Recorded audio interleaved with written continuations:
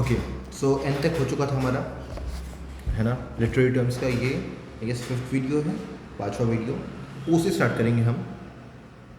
LMNO। तो ओ में जो पहला है वो है ओनोमाटोपोइया। ओनोमाटोपोइया क्या होता है? Figure of speech in which the words evoke the actual sound of the things that they refer और टू और डिस्क्राइब। मतलब जो आवाज़ एक शब्द निकालता है वही वो शब्द है, ठीक है ना। फॉर एग्जांपल जैसे कि हम लोग रिंग या फिर बूम, देखिए लिखा हुआ है बूम। जो बूम है वो वर्ड भी है और बूम का साउंड भी वैसा ही है ना, बूम। कोई चीज़ फटता है तो कैसा हो जाता है? बूम। तो जो वर्ड है वो वही है जो साउंड है। सो ये जो है ये ओनोमाटोपोइया है। फॉर एग्जांपल रिंग, है ना, टन टन टन बजता है ना, तो रिंग, रिंग का आवाज़ आता है। टिक टॉक, है ना, जो क्लॉक का आवाज़ होता है, tick tock tick tock tick tock, तो आवाज़ भी यही है और उसका इंग्लिश में वर्ड भी टिक टॉक ही है। सिमिलरली डिंग डोंग, है ना, हम बोलते हैं ना, यूज़ करते हैं ना डिंग डोंग, तो आवाज़ भी डिंग डोंग है और वर्ड भी डिंग डोंग है। तो ऐसे वर्ड्स को हम बोलते हैं ओनो माटोपोइया, ठीक है ना, ओनो माटोपोइया। नेक्स्ट है ऑक्सीमोरॉन। ये बहुत ही अच्छा है ऑक्सीमोरॉन। चलिए, ऑक्सीमोरॉन क्या होता है? एक फिगर ऑफ स्पीच है इन विच टू कॉन्ट्रोडिक्टरी, इससे पहले भी हम लोग ये कर चुके हैं, कॉन्ट्रोडिक्टरी कर चुके हैं। ये क्या है? In which two contradictory terms and or ideas are intentionally, है ना, paired in order to make a point, particularly to reveal a deeper or hidden truth. इससे पहले जो था कॉन्ट्रास्टिंग हम लोग रख रहे थे ताकि दोनों के बीच में जो दोनों कॉन्ट्राडिक्टरी आइडियाज़ को साथ में रख रहे थे ताकि इसके कंपैरिजन में इसका कंपैरिजन बहुत बड़ा दिखे, है ना। देखिए, अगर एक आप अच्छा इंसान दिखाएंगे, एक बुरा इंसान दिखाएंगे, तो इसकी अच्छाई और बढ़ जाएगी, है ना। वो हमारा हो चुका। लेकिन ये ऑक्सीमोरॉन क्या है? इसमें हम लोग दो कॉन्ट्रास्टिंग जो चीज़ें हैं, दो कॉन्ट्रास्टिंग टर्म्स या आइडियाज़ जो है एक साथ रखते हैं। क्यों रखते हैं? ताकि एक नया हिडन ट्रूथ, एक डीपर हिडन ट्रूथ हमें देखने को मिले। फॉर एग्जाम्पल, अगर हम बोले the most recognisable oxymorons are adjective noun pairs as in the phrase proud humility. देखिए, ह्यूमिलिटी है लेकिन प्राउड है। ह्यूमिलिटी यूजुअली प्राउड नहीं होता, है ना। एक और यहाँ पे दे रखा है जो आई गेस आपको बेटर समझा देगा, वो ये है, योर जोक वॉज डेफनिंग, है ना। The silence after your joke was deafening, कि साइलेंस, है ना, चुप्पी, शांति आफ्टर योर जोक, तुमने जो जोक सुना है। यूजुअली क्या होता है, एक जोक के बाद लोग हंसते हैं, लेकिन तुम्हारा जो साइलेंस था तुम्हारे जोक के बाद, इट वॉज डेफनिंग। अब साइलेंस भी है और डेफनिंग भी है। डेफनिंग मतलब कान फाड़ देने वाला, है ना। यूजुअली जो है डेफनिंग हम ऐसे वर्ड्स के सामने लगाते हैं जो बहुत साउंड हो, ना, इतना साउंड कि कान फट जाएगा, है ना। और लेकिन यहाँ पे शांति दिखा रहा है, इतना शांति कि कान फट जाएगा। सो तो या deafening silence would be a good oxymoron, है ना, ये ऑक्सीमोरॉन है। और इसका एक एग्जांपल ऊपर भी क्या, प्राउड ह्यूमिलिटी, ठीक है। Such that an awkward silence can have a presence comparable to a loud sound. चलिए नेक्स्ट चलते हैं। नेक्स्ट है पी से पैराडॉक्स। पहला वर्ड है हमारा पैराडॉक्स। पैराडॉक्स क्या होता है? एक स्टेटमेंट जिसके रहते ये वाला स्टेटमेंट पॉसिबल नहीं है, नहीं होना चाहिए, बट फिर भी है। So a paradox is a figure of speech that seems to contradict itself, जो अपने आप को ही कॉन्ट्रडिक्ट करता है, but which upon further examination contain some kernel of truth और रीजन, है ना। तो आप अगर सोचें तो आपको लगेगा मतलब वैसे होना नहीं चाहिए, इसके रहते ये नहीं होना चाहिए, लेकिन अगर आप सोचें तो दोनों ही है, ठीक है ना। ऑस्कर वाइल्ड का फेमस डिक्लेरेशन है that life is too much important to be taken seriously, ठीक है ना। अब ये समझिए एक बार, बोला है life is much too important, कि लाइफ बहुत इंपॉर्टेंट है और जो इंपॉर्टेंट चीज़ें हैं उसको आप क्या करते हैं, आप सीरियसली लेते हैं। अगर आपकी लाइफ में कोई इंपॉर्टेंट चीज़ है तो आप उसको सीरियसली लेंगे। तो यहाँ पे बोला है life is much too important to be taken seriously, कि ये कुछ ज़्यादा ही प्रेशियस है कि इसको आपको सीरियसली नहीं लेना चाहिए, है ना। ऑस्कर वाइल्ड का ये सेंटेंस है। तो at first it seems contradictory, क्योंकि important things are meant to be taken seriously, लेकिन यहाँ पे तो बोला है कि ये इतना ज़्यादा इंपॉर्टेंट है कि इसको सीरियसली नहीं लेना चाहिए। But Wilde's paradoxical suggestion is that the more important something is, the more important it is not to take that seriously. क्यों? क्योंकि अगर आप सीरियसली लेंगे तो आप, है ना, बहुत सारे मिस्टेक्स वगैरह इग्नोर नहीं करने वाले हैं आप। कुछ ज़्यादा ही सीरियसली ले लेंगे, कुछ ज़्यादा ही जल्दीबाजी में डिसीजंस मेक कर लेंगे, जो आपको नहीं करना चाहिए ना, लाइफ पार्टनर एक्सेट्रा, ये सब में आपको उतना सीरियस नहीं होना है, थोड़ा बहुत चिल रहिए। नेक्स्ट है पैरेललिज्म। पैरेललिज्म क्या होता है? जब दोनों का grammatical structure same. Parallelism is a figure of speech in which two or more elements of a sentence or series of sentences have the same grammatical structure These parallel elements can be used to intensify the rhythm of language or to draw a comparison, emphasis, or elaborate an idea. The following well-known adages is an example of parallelism. तो देखिए आपको इसमें ध्यान रखना है कि grammatical जो structure है दोनों का वो सेम हो. Give a man a fish and you feed him for a day. तो ये रहा आपका पहला sentence. Give a man a fish and you teach him for and you feed him for a day. Teach a man to fish and you feed him for a lifetime. तो देखिए notice कीजिए पहला जो sentence है उसका और जो second sentence है इन दोनों का ग्रामेटिकल स्ट्रक्चर बहुत ही सेम है ना. Teach a man to fish, sorry give a man a fish, teach a man to fish. ठीक है ना. सेकंड है and you feed him for a day and you feed him for a lifetime. तो same grammatical structure है. ये जो एडेज है ये जो आपको एक तरह से इंफॉर्मेटिव या फिर डायरेक्टिव जो हमारे पास नॉलेज है ये एक पैरेललिज्म के अंदर आ गया है. नेक्स्ट है पैराटैक्सिस. क्या होता है पैराटैक्सिस? Paradoxis is a figure of speech in which the words, phrases, clauses, or sentences are set next to each other so that each element is equally important. है ना. एक साथ दे रखा है ताकि सबको हर एक का इंपॉर्टेंस पता चले. तो पैराटैक्सिस usually involves simple sentences or phrases whose relationship to one another, relationships of logic, space, time, or cause and effect are left to the reader to interpret. Example क्या है? जूलियस सीजर का declaration, आई केम, ये important है. I saw, ये भी important है. And I conquered, है ना. ये तीनों के तीनों देखिए सिमिलर है और तीनों के तीनों ही इंपॉर्टेंट है ना. तो दे आर फ्रेजेस, क्लॉजेस और sentences that are set next to each other so that each element is equally important. तो ये हो गया आपका parataxis. I came, I saw, I conquered. Next है आपका पैरोडी. पैरोडी क्या होता है? ये कॉपी होता है ना किसी चीज़ का कॉपी, उसमें पैरोडी कहते हैं. Parody is a work that mimics the style of another work. कोई वर्क है उसको अगर आप इंटायरली कॉपी करते हैं, उसके स्टाइल को कॉपी करते हैं, है ना, that mimics the style of another work, artist or genre in an exaggerated way. हाँ, ये एक और चीज़ है, ये इसमें exaggeration होता है. यूजुअली जो पैरोडी होते हैं, पैरोडीज़ के अंदर हमें काफ़ी exaggeration देखने को मिलता है. हमें काफ़ी फॉर एग्जांपल इस पॉइंट पे ना बहुत सारे जब गाने बनते हैं तब उनकी पैरोडीज़ होती है ना, उसके अंदर हम लोग बहुत ही फ़नी वे में वही चीज़ दिखा रहे होते हैं. So parodies can take many forms including fiction, poetry, film, visual art and more. For instance, scary movie, आपने देखा ही होगा. स्केरी मूवी जो है 1 2 3 काफ़ी पार्ट्स बन चुके हैं और सभी में हम लोग ढेर सारी पैरोडी ढेर सारी फ़नी कॉमेडी देख पाते हैं. किस चीज़ की? हॉरर सीन्स की. सो दो वो हॉरर जॉनरा से बिलोंग करती है बट वो कॉमेडिक है ना. सो ये पैरोडी है. Scary Movie and its many sequels are films that parody the conventions of horror film genre. Next क्या है? नेक्स्ट है पैथेटिक फॉलोसी. देखिए फॉलोसी के अंदर ये आता है. फॉलोसी मतलब एक तरह से गलती है ना. और पैथेटिक फॉलोसी क्या होता है? It occurs when a writer attributes human emotions to things that aren't human. तो जब फॉर एग्जांपल हम लोगों ने अपोस्ट्रोफी कर रखा है, हम लोगों ने पर्सोनिफिकेशन कर रखा है. सो पर्सोनिफिकेशन में भी यही होता है ना. हम ह्यूमन एट्रीब्यूट्स जो है, जो ह्यूमन क्वालिटीज़ हैं, ट्रेड्स हैं, वो नॉन एनिमेटेड जो एनिमेटेड ऑब्जेक्ट्स है ना, फॉर एग्जांपल जो नॉन लिविंग थिंग्स हैं उन्हें दे रहे होते हैं. So it occurs when a writer attributes human emotions to things that aren't human such as objects, weather or animals. ठीक है. तो अब अगर आप ऑब्जेक्ट्स को, है ना, देखिए ऑब्जेक्ट्स जो है वो नॉन लिविंग थिंग्स है. सिमिलरली वेदर, सिमिलरली एनिमल्स, है ना. एनिमल्स जो लिविंग है बट वो ह्यूमन नहीं है ना. अगर हम इनको ह्यूमन ट्रेड्स देते हैं, फॉर एग्जांपल आपने लायन किंग देखा है. लायन किंग के अंदर जो मूवी है उसके अंदर जो कब है, सॉरी जो लायन किंग है, जो लायन है छोटा बच्चा, वो बोल सकता है ना. एटलीस्ट वो बात कर रहा होता है ना. And we see them speak English, है ना, बिहेव ह्यूमनली. सो वो जो है वो पैथेटिक फॉलोसी के अंदर आता है. It is often used to make the environment reflect the inner experience of a narrator or other characters. For example, if a writer mourning the death of a loved one writes that the flowers on the grave drooped in sadness. तो देखिए flowers जो grave के ऊपर है, they cannot droop in sadness, है ना, क्योंकि वो थोड़ी ना sad होंगे, वो थोड़ी ना दुख फील कर रहे हैं ना, उनको कोई प्रॉब्लम ही नहीं है. But from our perspective we feel like कि फ्लावर्स जो है वो सैड होंगे, है ना. At least the person who is mourning would feel that. और यू नो एक पोएट जो है इसको इस तरह से प्रेजेंट कर सकता है. सो दैट इज़ जहाँ पे हम इस सेंटेंस के अंदर the flower on the grave drooped in sadness, यहाँ पे हम फ्लावर को क्वालिटी दे रहे हैं. कौन सा क्वालिटी? ह्यूमन ट्रेट दे रहे हैं ना, कि इट कैन फील सैड, जो कि एक पैथेटिक फॉलोसी का एग्जाम्पल है. This would be an example of pathetic fallacy since the flowers do not in fact feel sad. चलिए ये भी हो गया. नेक्स्ट है आपका पैथोस. हम लोग ऑलरेडी लोगोस एंड ईथॉस कर चुके हैं. और ये लास्ट है हमारा रेटोरिक का, उसमें हम कहते हैं, इसको हम कहते हैं पैथोस। पैथोस मतलब पाथ, पाथ मतलब इमोशन, ठीक है।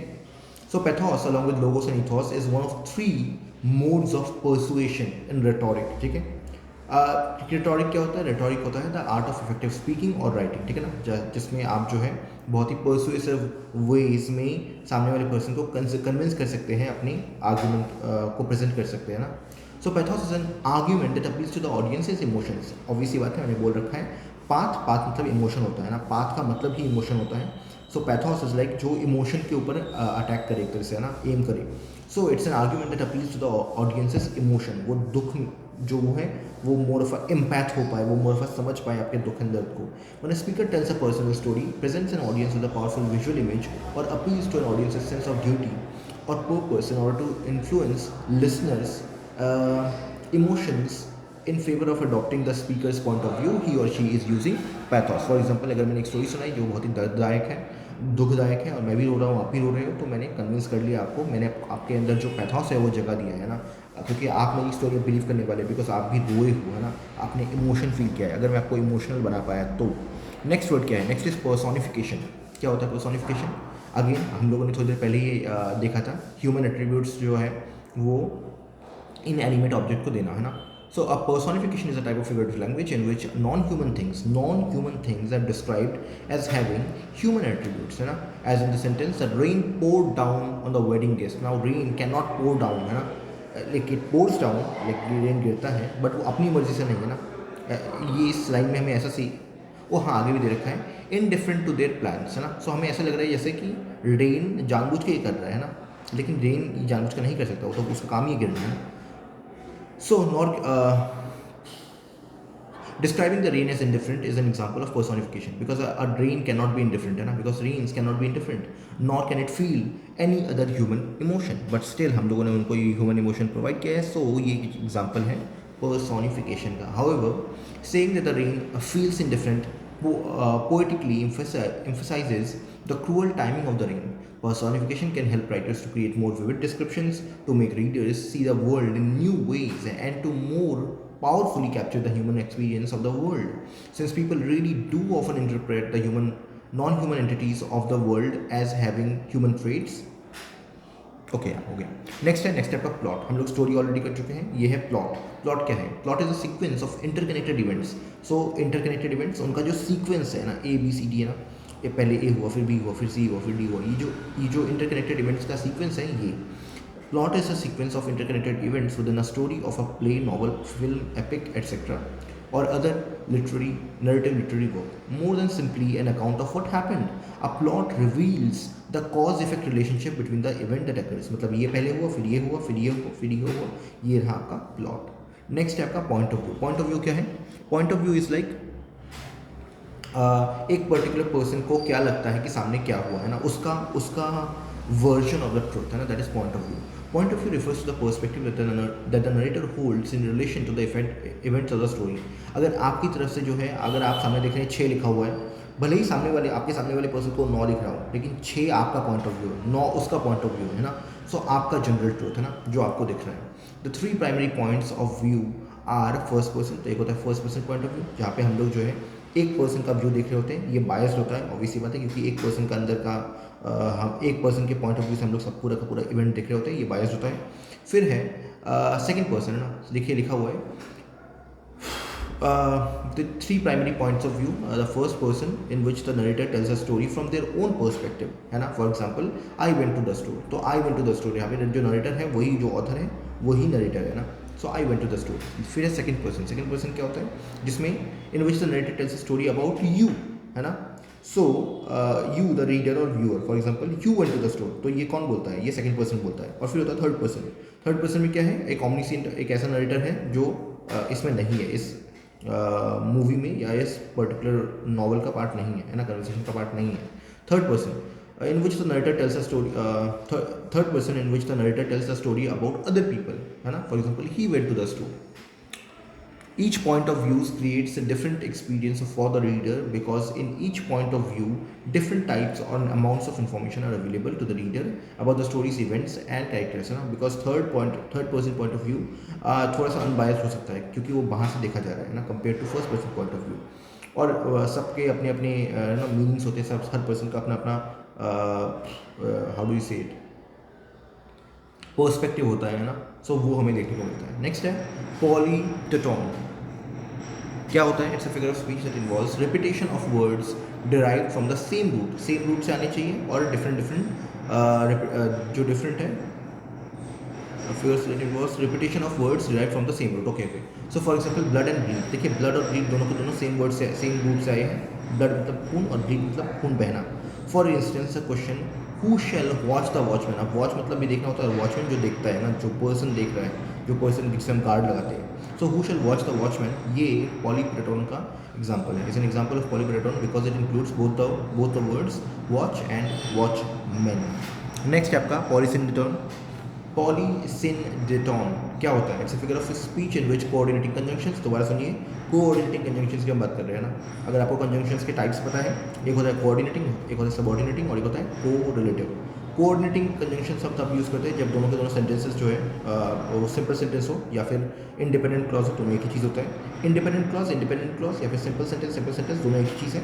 इन दोनों को जोड़ने वाला जो है वो है कोऑर्डिनेटिंग कंजंक्शन. साथ होते हैं जिसे हम फैन बॉयज़ के नाम से जानते हैं. एफ से फॉर, ए से एंड, एन से नॉर, बी से बट, ओ से और, वाई से येट, एस से सो. ये इतने ही वर्ड्स है, ठीक है ना. So coordinating conjunctions words such as and और बट, बाकी चार के मैंने आपको नाम यहाँ पे बोले, दैट जॉइन अदर वर्ड्स और क्लॉजेस इन अ सेंटेंस और रिलेशनशिप ऑफ इक्वल इंपॉर्टेंस, है ना. तभी मैंने बोला इंडिपेंडेंट क्लॉज है दोनों के दोनों, है ना, या सिंपल सेंटेंस है. सो दोनों इक्वल इंपॉर्टेंस के हैं. Are used several times in close succession. इनको अगर आप बहुत कम सक्सेशन में, बहुत ही कम जगह में बार बार यूज़ करें. Particularly where conjunctions would normally not be present at all. For instance the following sentence contains polysyndeton. We ate roast beef and squash and biscuits and potatoes and corn and cheese and cherry pie. Notice कीजिए बार बार and का use किया जा रहा है. And एक coordinating conjunction है. सो ये है पॉलीसिंडेटोन. इसके अलावा भी देखिए असिंडेटोन भी होता है जो हम लोगों ने ऊपर पढ़ा था, जहाँ पे हम लोग कंजंक्शन को ओमिट करते हैं ना, हटा देते हैं. लेकिन पॉलीसिंडेटोन में पॉली मतलब मैनी होता है, मतलब नहीं होता है ना. असिंडेटोन मतलब सिंडेटोन मतलब जो कोऑर्डिनेटिंग कंजंक्शंस हैं, जो कंजंक्शंस हैं वो हमें नहीं लाने हैं. पॉली मतलब हमें ढेर सारे लाने हैं ना. That is the difference. Next आपका प्रोटैगनिस्ट. क्या होता है प्रोटैगनिस्ट? जो हीरो है. Protagonist of a story is a main character who has the sympathy and support of the audience. Audience जिसको support कर रही है, that is the protagonist, है ना, hero.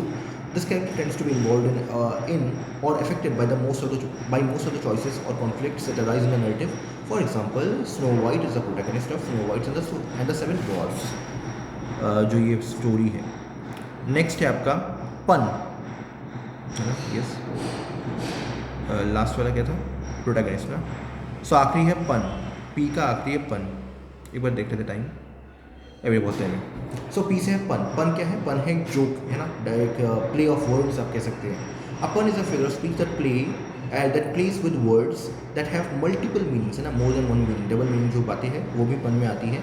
और that plays with the words that sound similar but mean different things. For example the comic novelist Douglas Adams uses both types of pun when he says writers you can tune a guitar but you cannot tune a fish. तो देखिए understand कीजिए, when जो ये दोनों word है tune TUNE और tuna है ना. तो टूना एक फिश का नाम है और ट्यून मतलब गिटार वाला ट्यून, है ना. So you can tune a guitar, कि तुम जो है गिटार बजा सकते हो, you can tune a guitar, but you can not tuna fish, लेकिन तुम टूना फिश नहीं कर सकते, है ना. सो एग्जैक्टली वही मीनिंग नहीं है यहाँ पे. प्ले ऑफ वर्ड्स है, ग्रामेटिकली हमें करेक्ट चीज़ें नहीं दिख रही इसमें. So unless of course you play बास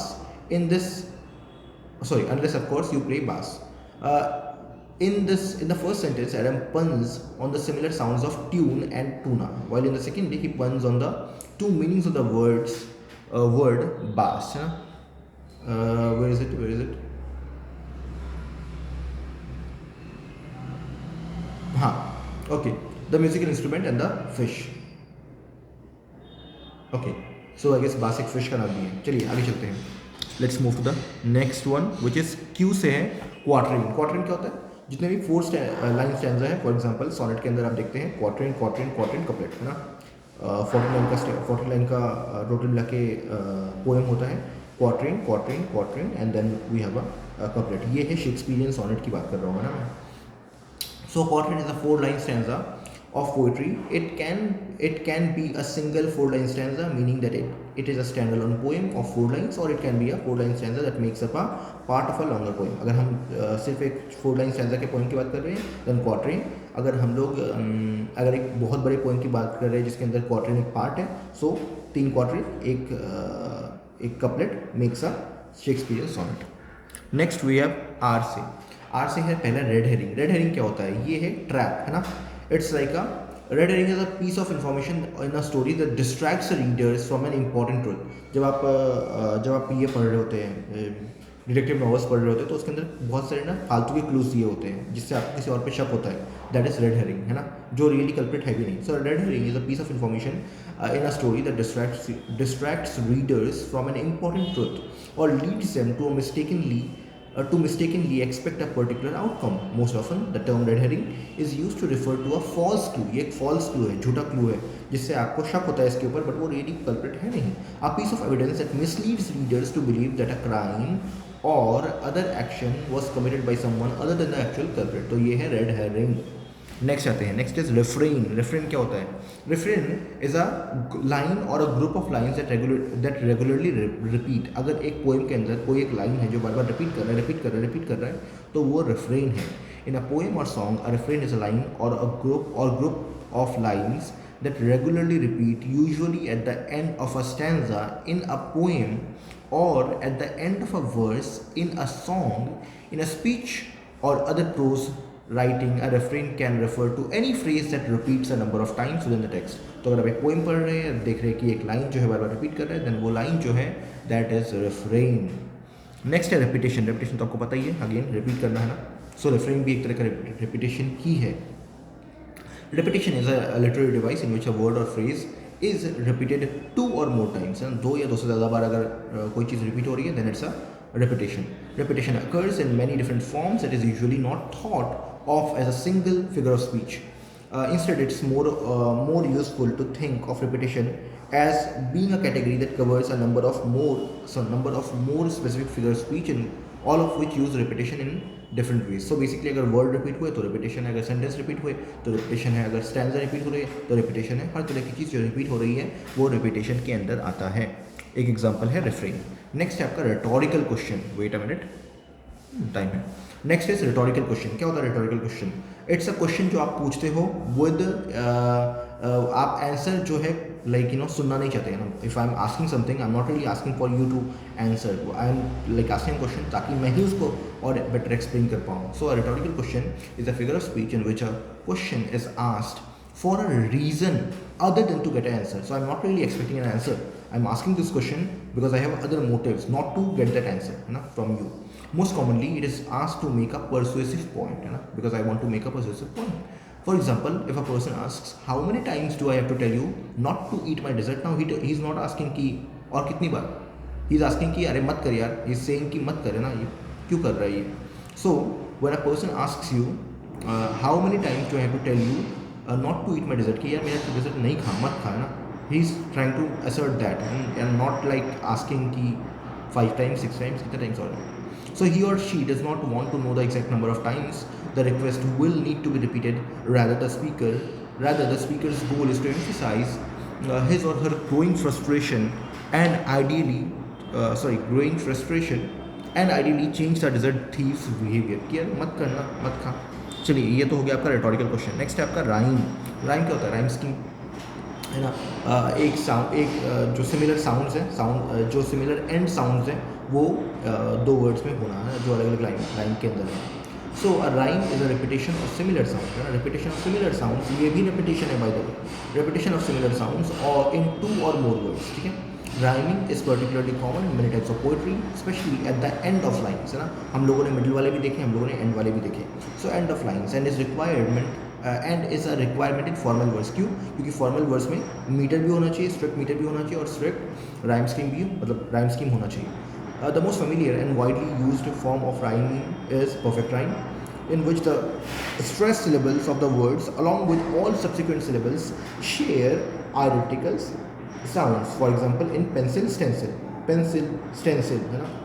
Next, perfect rhyme is so common in fact that the word rhyme is often used simply to refer to perfect rhymes, है ना. यूजुअली जब हम बोलते हैं rhyme scheme, what we mean is perfect rhymes, है ना. हम लोग जो है मिडिल वालों को कंसिडर नहीं करते हैं ना, जो however there are actually variety of other types of rhyme. For example, we have imperfect rhymes, we have, और जिसे हम slant rhyme भी कहते हैं, ये भी एंड में ही आता है, लेकिन परफेक्ट नहीं होता है ना, which also involves the repetition of similar sounds but in a way that are not quite as precise as perfect rhyme.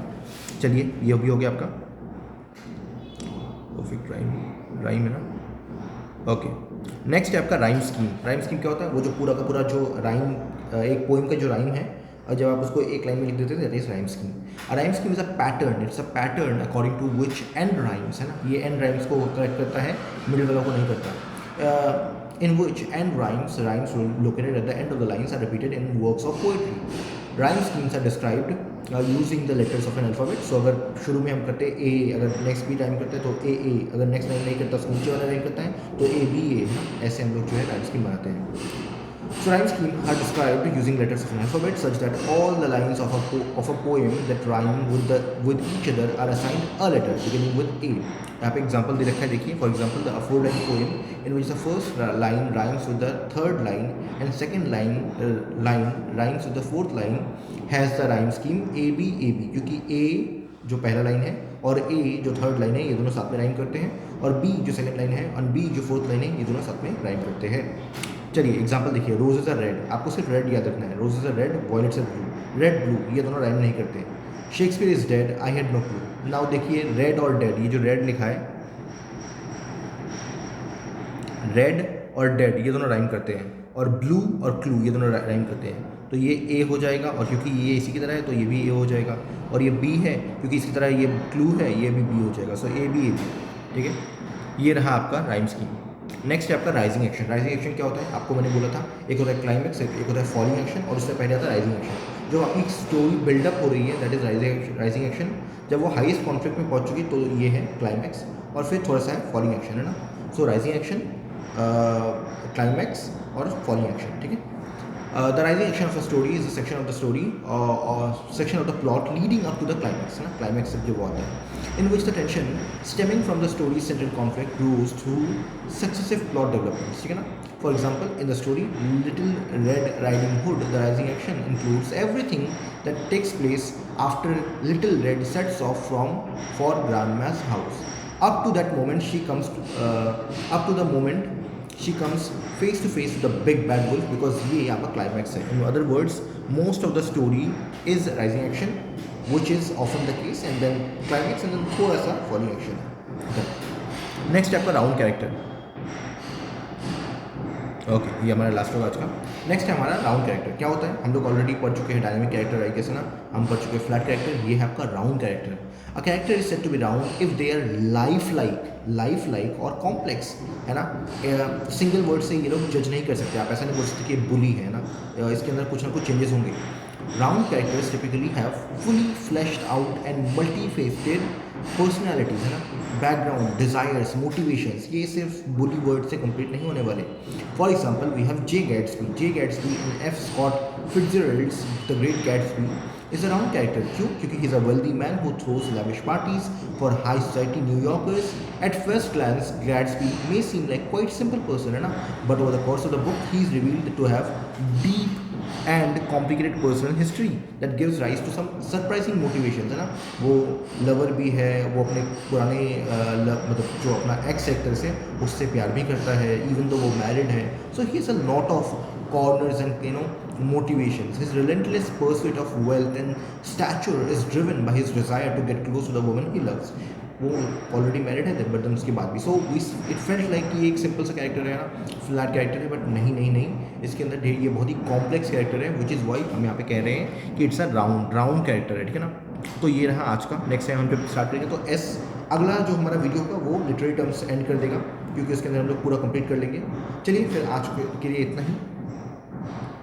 Next session में मिलते हैं। नेक्स्ट सेशन में हम लोग नेक्स्ट हमारा लिटरेरी जो टर्म्स का है सीरीज है ये कंप्लीट हो जाएगा। एंड हम लोग दोबारा एक लंबे ब्रेक के बाद, है ना, जब मैंने ये चैनल स्टार्ट किया था, it was all about literary works, it was all about poems and novels and dramas and etcetera ना। एंड देन बीच में जो एक ग्रामेटिकल पार्ट आ गया, वोकैबुलरी आ गया ना, because of the job change जो भी है। बट नाउ अगेन एक बार जो है we will focus on those जो हमारे इंपॉर्टेंट नॉवेल्स एंड ड्रामास हैं, जो हम लोगों ने अब तक कवर नहीं किए। जो कवर कर लिए वो तो हो गए, जो नहीं कवर किए वो हम लोग स्टार्ट करने वाले हैं। सो कल आई गेस लास्ट सेशन होगा इसका। एंड देन उसके बाद हम लोग जो है लिटरेरी वर्क्स डिस्कस करना स्टार्ट करेंगे, पोएम्स, जितने भी इंपॉर्टेंट पोएम्स हैं वगैरह सब हम कवर करना स्टार्ट करेंगे दोबारा। चलिए, थैंक यू। आज का सेशन यहीं पे हम एंड करते हैं।